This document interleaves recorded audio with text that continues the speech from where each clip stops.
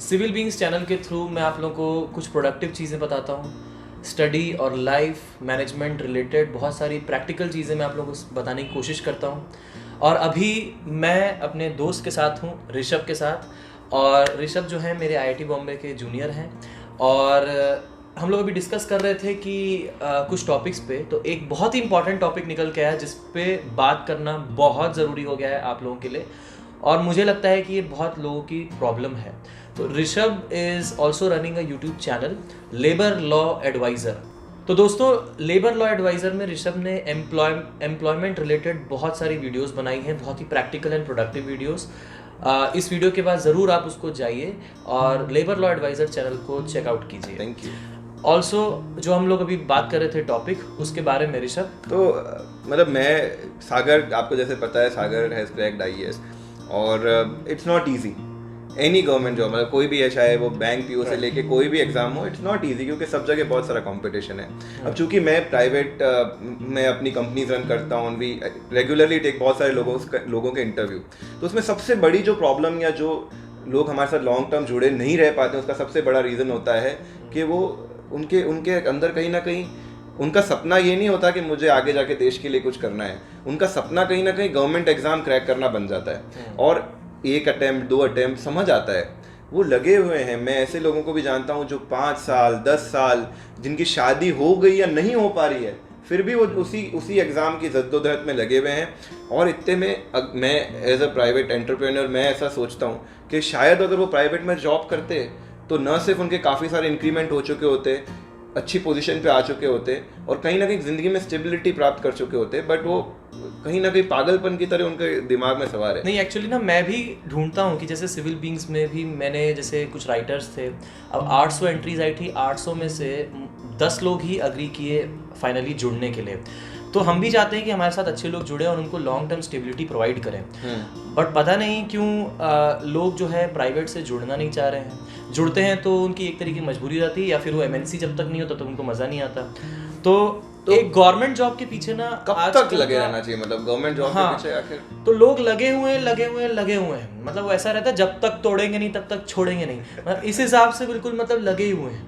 उसकी भी एक हद है कि आपकी लाइफ कंज्यूम हो रही है गवर्नमेंट जॉब के पीछे भाग के, तो उसकी लिमिट क्या है। सबसे पहली चीज़ ऋषभ ये है कि जब कभी भी हम पहली बार तैयारी करते हैं ना, बहुत सारी अनसर्टिनिटीज होती हैं कि इस चीज़ के बारे में, कि कोई भी तैयारी, जैसे मान लो मैं इंजीनियरिंग से तैयारी कर रहा हूँ, तो बहुत सारी अनसर्टिनिटीज़ हैं उससे रिलेटेड कि कैसा होगा पेपर, कैसा है मेरा पढ़ने का तरीका, क्या वो एग्ज़ाम के अप्रोच को मैच करता है कि नहीं करता है। तो पहली बार में गलतियाँ होना स्वाभाविक है, वो कोई बड़ी बात नहीं है, बहुत ही नेचुरल है। ठीक है। अगर पहली बार में कोई क्रैक कर लेता है तो बहुत अच्छी बात है, तब तो वेल एंड गुड है, बहुत अच्छी बात है। रैंक इंप्रूव करने के लिए अगर वो दोबारा भी देना चाहें तो वो ऑप्शन है उनके पास, वो लोग यूजुअली दे देते हैं रैंक इंप्रूव करने के लिए, या पहली बार में अगर बहुत अच्छी रैंक आ जाती है तो वहीं पे डन कर देते हैं। सही बात। लेकिन अगर मान लो पहली बार में सिलेक्शन नहीं होता है, जो कि 99% लोगों का नहीं होता है, तो पहली बार में अगर मान लो सिलेक्शन नहीं होता है तो आपको अपनी गलतियों से सीखना है। राइट। फर्स्ट टाइम में जो जितनी भी गलतियां होती है प्रॉपर एनालिसिस करना है, और वहाँ पे ना लोग डिसहार्टन होने लग जाते हैं। वहाँ पे डिसहार्टन हुए बिना प्रैक्टिकली सोचना है कि ये एग्ज़ाम जो है समथिंग इज़ न्यू, और खुद के ऊपर इतना मतलब वो जोर ना डालते हुए, इतना ज़्यादा खुद के ऊपर प्रेशर ना डालते हुए उन चीज़ों से सीखें। राइट। और सीखने के बाद उसको अगली बार तैयारी में अप्लाई करें, वो ज़्यादा ज़रूरी है। जितना इम्प्रूवमेंट हो रहा होगा, जितना आपने एफर्ट डाला है, प्रोपोर्शनलिटी उतना इंप्रूवमेंट अगर आपको दिख रहा है, जैसे आपने टेस्ट सीरीज दी है, लोगों से बातचीत की है, पास से पेपर सॉल्व किए हैं, पहले क्वेश्चन नहीं बनते थे अब बनना शुरू हो गए हैं, आप पहले सिली मिस्टेक्स करते थे अब नहीं कर रहे हैं, तो अगर इंप्रूवमेंट दिख रहा है आपको, जो टेंजिबल है, दिखाई दे रहा है, तो definitely go ahead, second attempt दो। और अगर सेकेंड अटेम्प्ट में सेलेक्ट हो जाते हैं तो बस वेल एंड गुड है आपके लिए, बहुत अच्छी बात है। और सेकंड अटेम्प्ट तो मुझे लगता है कि जो फर्स्ट अटेम्प्ट में फेल हुआ है उसको सेकंड अटेम्प्ट तो देना ही चाहिए। right. और बहुत अच्छे से देना चाहिए, अपनी गलतियों को सुधार के। क्योंकि देखो, अगर कोई बिजनेस भी करेगा एक बार में ज़रूरी नहीं कि उसका बिजनेस भी चल जाएगा। 100%। सीख करके आप जैसे क्रियो आपने स्टार्ट किया तो आपको भी बहुत सारे चैलेंजेस आए, 100%। तो डेफिनेटली वो सीख के आदमी ग्रो करता है। तो एग्जाम भी बिल्कुल वैसा ही है, सीखना इज मोर इम्पोर्टेंट। राइट। अब क्या हुआ, अगर मान लो आपने सेकंड अटेम्प्ट दिया और आपका फिर से कोई खास इंप्रूवमेंट नहीं हुआ, पहले भी 60 परसेंटाइल पे अटके थे, अभी भी 60 परसेंटाइल पे अटके हो, आप एग्जाम पे एग्जाम दिए जा रहे हो, लेकिन कुछ फर्क नहीं पड़ रहा है, आप अपनी गलतियों से नहीं सीख पा रहे हैं या इम्प्रूव नहीं कर पा रहे हैं किसी भी वजह से, तो वहाँ पे उसको छोड़ देना बेहतर होगा। उसके बाद तैयारी नहीं करना है, उसके बाद आप कुछ और करिए, क्योंकि आप उसमें इम्प्रूव नहीं कर पा रहे हैं। अगर आपको लगता है कि आपने उसमें जान लगा दी है, जाने नहीं दिया, फिर भी इम्प्रूव नहीं कर पा रहे हो, then don't go for it. बस हो गया, अब कुछ और ट्राई करिए, कुछ किसी और चीज़ पे जाइए। आपकी लाइफ कंज्यूम हो रही है। बट एक और चीज़ यहाँ पे बहुत ही इंपॉर्टेंट, कि अगर आपको लगता है कि आपने जान लगा के तैयारी की थी तब भी इम्प्रूवमेंट नहीं हो रहा है, तब अगर आपने जान लगा के तैयारी ही नहीं की है तो आपके अंदर कमी है, फिर एग्जाम को या किसी और को कोसने का मतलब ही नहीं है। सही बात है। अगर दूसरे अटेम्प्ट में आपसे जस्ट मिस होता है, मेरे कुछ स्टूडेंट्स हैं, उनके साथ क्या हुआ, दूसरे अटेम्प्ट में जस्ट मिस हो गया, जस्ट मिस, मतलब उनको लगा कि अरे यार, मतलब इतना जबरदस्त इंप्रूवमेंट किया और इतने से रह गए। सही बात है। देन डेफिनेटली उनको थर्ड अटेम्प्ट पे भी जाना चाहिए, क्योंकि उनका आउटकम उनको दिख रहा है, इम्प्रूव होते हुए नजर आ रहा है। अगर इम्प्रूवमेंट नज़र आ रहा है, बेटरमेंट लग रहा है अपने परफॉर्मेंस में, definitely they should go for third attempt. But कभी भी गवर्नमेंट एग्जाम्स की प्रिपरेशन में 3 अटेम्प्ट से ज़्यादा मेरे हिसाब से नहीं होने चाहिए। 3 attempts are full and final. इसके बाद तो अटेम्प्ट देने का कोई सेंस ही नहीं बनता।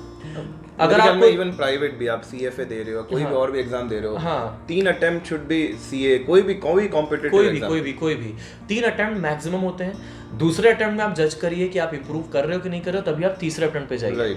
दूसरे अटेम्प्ट में इंप्रूवमेंट हुआ तब थर्ड अटेम्प्ट पे जाइए, otherwise don't go for that, right. तो ये बहुत ही इंपॉर्टेंट चीज़ है कि कई लोग सालों साल एक ही एग्जाम की तैयारी पे लगे रहते हैं और कुछ और ही नहीं करते, और लाइफ में फिर क्या होता है ना, उनके अंदर फ्रस्ट्रेशन डेवलप हो जाता है कि मैं ये नहीं कर सकता, मैं वो नहीं कर सकता, और वो कहीं अपनी ईगो पे ले लेते हैं कि अब तो मैं इसको क्रैक करूंगा ही।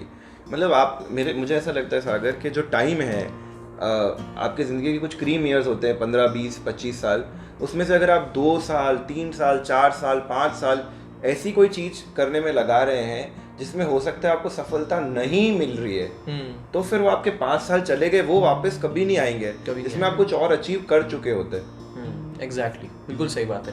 तो आई होप आपको इन सब चीज़ों से समझ में आया होगा कि what is the limit, don't take it on your ego. बहुत अच्छी बात बोली ऋषभ ने, अपने ईगो पे मत लीजिए। और हाँ, साथ ही साथ वीडियो को जरूर से लाइक कर दीजिए, और लेबर लॉ एडवाइजर चैनल को इसके बाद जा करके देखिए, उनका भी solid content, how to earn online और ये सब बहुत सारी चीज़ें हैं जो कि एम्प्लॉयमेंट से रिलेटेड चीज़ें हैं। जब आप एम्प्लॉयमेंट बन जाएंगे, आप ये एग्जाम क्रैक कर लेंगे, तब हमारा चैनल आपके लिए ज़रूर काम आएगा।